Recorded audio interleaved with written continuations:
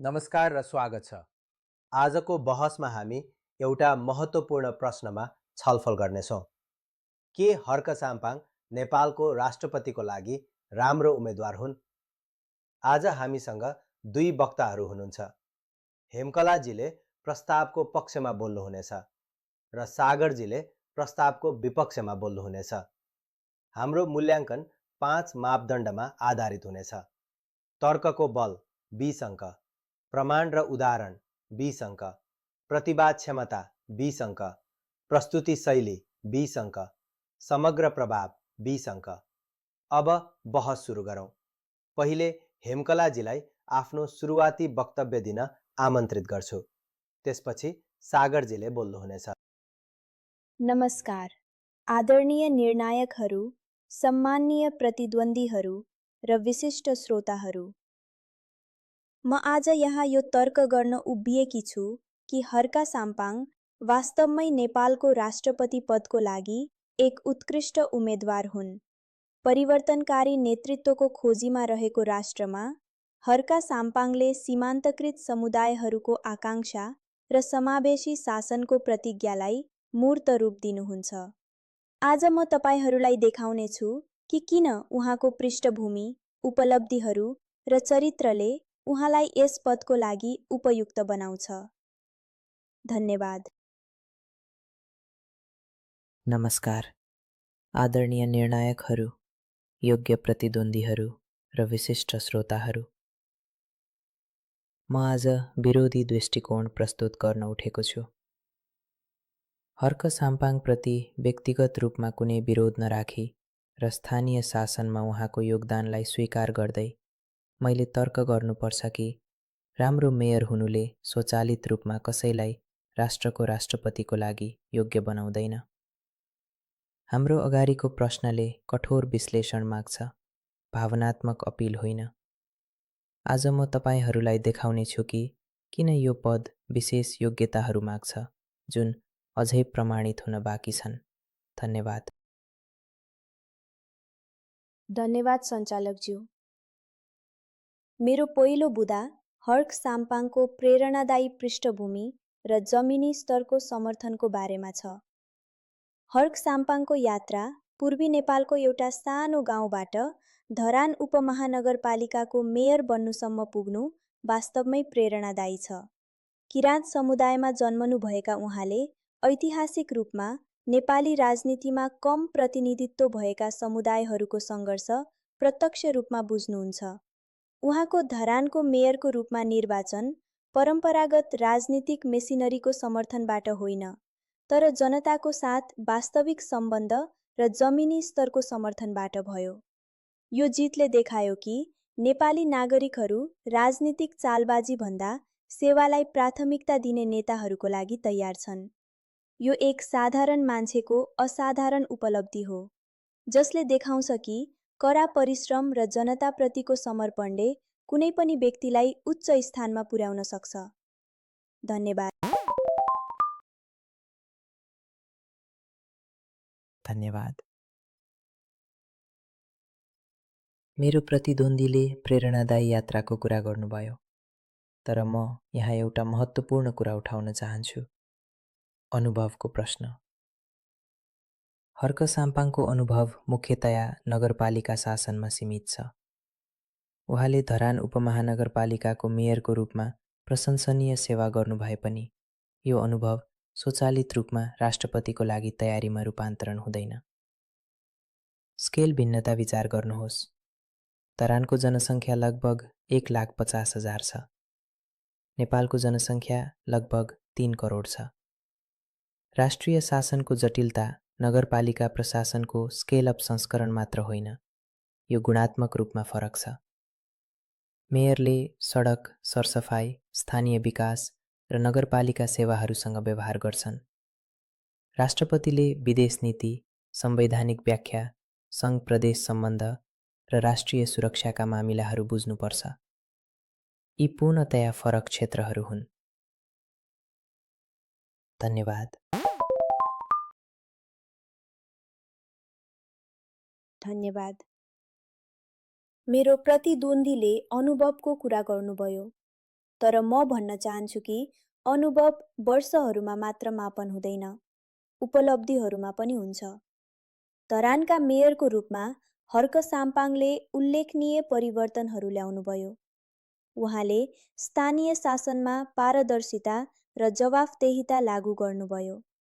भ्रष्टाचार घटाउन र सार्वजनिक कोष आफ्नो लक्षित लाभार्थीहरूसम्म पुग्ने प्रणालीहरू परिचय गराउनुभयो। भ्रष्टाचारले लामो समयदेखि विकास प्रयासहरूलाई पीडित बनाएको देशमा स्वच्छ शासनप्रतिको यो प्रतिबद्धता नेपाललाई राष्ट्रिय स्तरमा ठ्याक्कै चाहिएको कुरा हो। उहाँको प्रशासनले मानवीय स्पर्शका साथ पूर्वाधार विकासमा ध्यान केन्द्रित गर्यो। सडकहरू बने, सार्वजनिक स्थानहरू सुधार भए र सामान्य नागरिकहरूको आवश्यकतालाई ध्यानमा राखेर सहरी योजना गरियो। उहाँले सानो स्तरमा जे गर्न सक्नुभयो त्यो ठुलो स्तरमा पनि गर्न सक्नुहुन्छ। धन्यवाद। धन्यवाद। मेरो प्रतिद्वन्द्वीले स्थानीय उपलब्धिहरूको कुरा गर्नुभयो, तर राष्ट्रपति पद स्थानीय शासनभन्दा धेरै फरक छ। नेपालको राष्ट्रपति संविधानको संरक्षक हुन्। यो भूमिकाले संवैधानिक कानुन, मिसाल र व्याख्यासँग गहिरो परिचितता चाहिन्छ। राजनीतिक सङ्कटको समयमा जुन नेपालले बारम्बार अनुभव गरेको छ, राष्ट्रपतिले दीर्घकालीन संवैधानिक प्रभाव भएका निर्णयहरू गर्नुपर्छ। हर्क साम्पाङसँग यो संवैधानिक विशेषज्ञता छ भन्ने के प्रमाण छ? उहाँको पृष्ठभूमि स्थानीय शासन र समुदाय सङ्गठनमा छ, कानुन वा संवैधानिक अध्ययनमा होइन। नेपालको संविधान जटिल छ, अझै विकसित हुँदै गरेको सङ्घीय प्रणाली स्थापना गर्दै। राष्ट्रपतिले सङ्घ र प्रदेश शक्तिहरू बीचको नाजुक सन्तुलन, नागरिकहरूको अधिकार र संवैधानिक निकायहरूको उचित कार्यप्रणाली बुझ्नुपर्छ। यसको लागि विशेष ज्ञान चाहिन्छ, जुन राम्रो नियतले मात्र प्राप्त हुँदैन। धन्यवाद।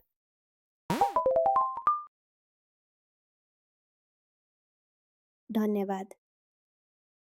संवैधानिक विशेषज्ञताको कुरा भयो, तर म एउटा महत्त्वपूर्ण कुरा भन्न चाहन्छु। प्रतिनिधित्वको शक्ति। नेपाल जातीयता, भाषा र संस्कृतिको मोजाइक हो। लामो समयदेखि राजनीतिक शक्ति केही समूहहरूमा केन्द्रित रहँदै आएको छ, जबकि अरूहरू व्यवस्थित रूपमा सीमान्तकृत भएका छन्। हर्क साम्पाङको उम्मेदवारीले समावेशी लोकतन्त्रको बारेमा शक्तिशाली सन्देश दिन्छ। किराँत समुदायको सदस्यको रूपमा उहाँको राष्ट्रिय प्रमुखताको उदयले आदिवासी र सीमान्तकृत पृष्ठभूमिका हरेक युवालाई सन्देश पठाउँछ, तिम्रो सपना वैध छ र देशको सर्वोच्च पदहरू तिमीलाई पनि सुलभ छन्। नेपालको राष्ट्रपति पद मुख्यतया औपचारिक भए पनि अपार प्रतीकात्मक महत्त्व बोक्छ। जब नेपालले पहिलो महिला राष्ट्रपति चुन्यो, त्यसले लैङ्गिक समानताको बारेमा शक्तिशाली सन्देश पठायो। त्यसैगरी हर्क साम्पाङलाई निर्वाचित गर्नाले जातीय समावेशिता र योग्यताको विजयको बारेमा समान रूपमा शक्तिशाली सन्देश पठाउनेछ। धन्यवाद। धन्यवाद। मेरो प्रतिद्वन्द्वीले प्रतिनिधित्व र प्रतीकवादको कुरा गर्नुभयो। म यो तर्कलाई सम्मानपूर्वक सम्बोधन गर्न चाहन्छु। म पूर्ण रूपमा सहमत छु कि नेपाललाई यसको सर्वोच्च पदहरूमा आदिवासी र सीमान्तकृत समुदायहरूको बढी प्रतिनिधित्व चाहिन्छ। यो एक योग्य लक्ष्य हो। तथापि प्रतीकवाद मात्र पदको लागि पर्याप्त योग्यता होइन। हामीले सोध्नुपर्छ के यो विशेष उम्मेदवार यस विशेष समयमा सही छनौट हो? आदिवासी पृष्ठभूमिका अन्य उम्मेदवारहरू हुन सक्छन्, जसले प्रतीकात्मक मूल्य र राष्ट्रपतिको लागि आवश्यक अनुभव दुवै राख्छन्। हामी उम्मेदवारहरूलाई असफलताको लागि तयार नगर्न सावधान हुनुपर्छ। यदि हामीले कसैलाई मुख्यतया प्रतीकात्मक कारणहरूको लागि निर्वाचित गर्छौँ, तिनीहरूसँग सफल हुने उपकरणहरू छन् भने सुनिश्चित नगरी हामी हाम्रो अगाडि बढाउन खोजेको कारणलाई नै कमजोर बनाउने जोखिममा पर्छौँ। सङ्घर्षरत राष्ट्रपतिले दुर्भाग्यवश पूर्वाग्रहहरूलाई चुनौती दिनुको सट्टा बलियो बनाउन सक्छ। धन्यवाद। धन्यवाद। मेरो प्रतिद्वन्द्वीले असफलताको जोखिमको कुरा गर्नुभयो, तर म भन्न चाहन्छु कि हर्क साम्पाङको नेतृत्व शैली नै उहाँको सबैभन्दा ठुलो शक्ति हो। हर्क साम्पाङ पहुँचयोग्य, विनम्र र सामान्य नागरिकहरूको कल्याणमा वास्तविक रूपमा रुचि राख्ने भनेर चिनिनुहुन्छ। उहाँ हस्तिदातको टावरबाट बोल्नुहुन्न, उहाँ आफूले सेवा गर्ने मानिसहरूबीच हिँड्नुहुन्छ। धरानमा उहाँको प्रसिद्ध बिहानको हिँडाइ, जहाँ उहाँ पसलदारहरू, सडक विक्रेताहरू र बिहान उठ्नेहरूसँग अन्तर्क्रिया गर्नुहुन्थ्यो, उहाँको पहुँचयोग्य नेतृत्व शैलीको प्रतीक बन्यो। थप रूपमा उहाँको सत्यनिष्ठा दक्षिण एसियामा राजनीतिक शक्तिसँग प्राय आउने भ्रष्ट प्रभावहरूको बावजुद अक्षुण्ण रहेको छ। उहाँले विनम्र जीवनशैली कायम राख्नुभएको छ र घोटालाहरूमा फस्नु भएको छैन। भ्रष्टाचारले ग्रसित वातावरणमा यस्तो स्वच्छ छवि भएको नेता दुर्लभ र बहुमूल्य छ। धन्यवाद। धन्यवाद। नेतृत्व शैलीको कुरा भयो, तर राष्ट्रपतिको भूमिका जनताबीच हिँड्नुभन्दा धेरै बढी छ। नेपाल एक अद्वितीय चुनौतीपूर्ण भू-राजनीतिक स्थितिमा छ। दुई उदीयमान शक्तिहरू भारत र चीनबीच अवस्थित। राष्ट्रपतिले यी गतिशीलताहरू बुझ्नुपर्छ र अन्तर्राष्ट्रिय सेटिङहरूमा नेपालको हितलाई उचित रूपमा प्रतिनिधित्व गर्नुपर्छ। के हर्क साम्पाङले विदेशी मामिलाहरूमा विशेषज्ञता प्रदर्शन गर्नुभएको छ? के उहाँ अन्तर्राष्ट्रिय कूटनीतिमा संलग्न हुनुभएको छ? के उहाँले नेपालले आफ्नो छिमेकमा गर्नुपर्ने जटिल सन्तुलन कार्यको बुझाइ देखाउनु भएको छ? जब राष्ट्रपतिले विदेशी गणमान्य व्यक्तिहरूलाई स्वागत गर्नुहुन्छ, अन्तर्राष्ट्रिय सम्मेलनहरूमा भाग लिनुहुन्छ वा विदेशमा नेपालको प्रतिनिधित्व गर्नुहुन्छ, उहाँले क्षमता प्रक्षेपण गर्नुपर्छ र सम्मान आज्ञा गर्नुपर्छ। यसको लागि राष्ट्रिय र अन्तर्राष्ट्रिय स्तरमा वर्षौंको संलग्नताबाट आउने अनुभव चाहिन्छ। धन्यवाद। धन्यवाद। विदेश नीतिको कुरा भयो, तर म उहाँको राष्ट्रिय एकताको लागि क्षमताको कुरा गर्न चाहन्छु। नेपालको हालैका वर्षहरूमा महत्त्वपूर्ण चुनौतीहरूको सामना गरेको छ। राजनीतिक अस्थिरता, आर्थिक कठिनाइहरू र सामाजिक विभाजनहरू। देशलाई दलगत राजनीतिभन्दा माथि उठ्न सक्ने र सबै नेपालीहरूको प्रतिनिधित्व गर्न सक्ने एकीकृत व्यक्तित्व चाहिन्छ। हर्क साम्पाङले राजनीतिक रेखाहरू पार गरेर काम गर्ने क्षमता प्रदर्शन गर्नुभएको छ। धरानमा उहाँको सफलता विपक्षलाई टाढा राखेर होइन, तर सहमति निर्माण गरेर र साझा लक्ष्यहरूमा ध्यान केन्द्रित गरेर प्राप्त भएको थियो। नेपालको राष्ट्रपति राष्ट्रिय एकताको प्रतीक हुनुपर्छ। हर्क साम्पाङ उहाँको समावेशी दृष्टिकोण र एकीकृत व्यक्तित्वका साथ यो भूमिकाको लागि उपयुक्त हुनुहुन्छ। धन्यवाद। धन्यवाद। राष्ट्रिय एकताको कुरा भयो, तर म समयको प्रश्न उठाउन चाहन्छु। यदि हामी मान्छौँ कि हर्क साम्पाङमा राष्ट्रपतिको क्षमता छ भने पनि के यो सही समय हो? सायद उहाँले राष्ट्रिय स्तरमा थप अनुभव लिनुपर्छ। सायद संसदमा सेवा गर्नु, मन्त्रालयमा वा अर्को क्षमतामा जसले उहाँलाई राष्ट्रपतिको लागि तयार पार्नेछ। केही वर्षको थप अनुभवले एक आशाजनक उम्मेदवारलाई उत्कृष्टमा रूपान्तरण गर्न सक्छ। कुनै विशेष भूमिकाको लागि कोही अझै तयार छैन भने स्वीकार गर्नुमा कुनै लाज छैन, जबकि उनीहरूको भविष्यको क्षमतालाई पहिचान गर्दै। राष्ट्रपति पद महत्त्वपूर्ण छ, हामीले सुनिश्चित गर्नुपर्छ कि जो पनि यो पद धारण गर्छ उनी पूर्ण रूपमा तयार छन्। धन्यवाद।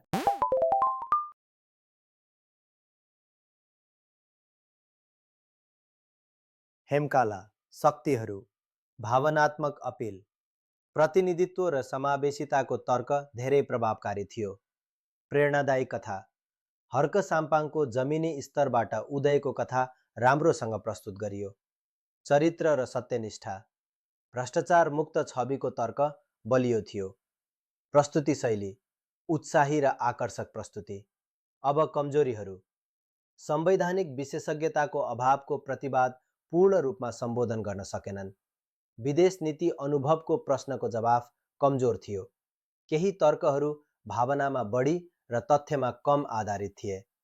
अब सागर शक्तिहरू, तार्किक विश्लेषण, राष्ट्रपति पदको आवश्यकताहरूको स्पष्ट विश्लेषण, विशिष्ट प्रश्नहरू, संवैधानिक विशेषज्ञता, विदेश नीति अनुभवको बारेमा ठोस प्रश्नहरू, सन्तुलित दृष्टिकोण, उम्मेदवारको व्यक्तिगत आलोचना नगरी पदको आवश्यकतामा केन्द्रित, प्रतिवाद क्षमता, प्रतिद्वन्द्वीका तर्कहरूलाई प्रभावकारी रूपमा खण्डन गर्यो।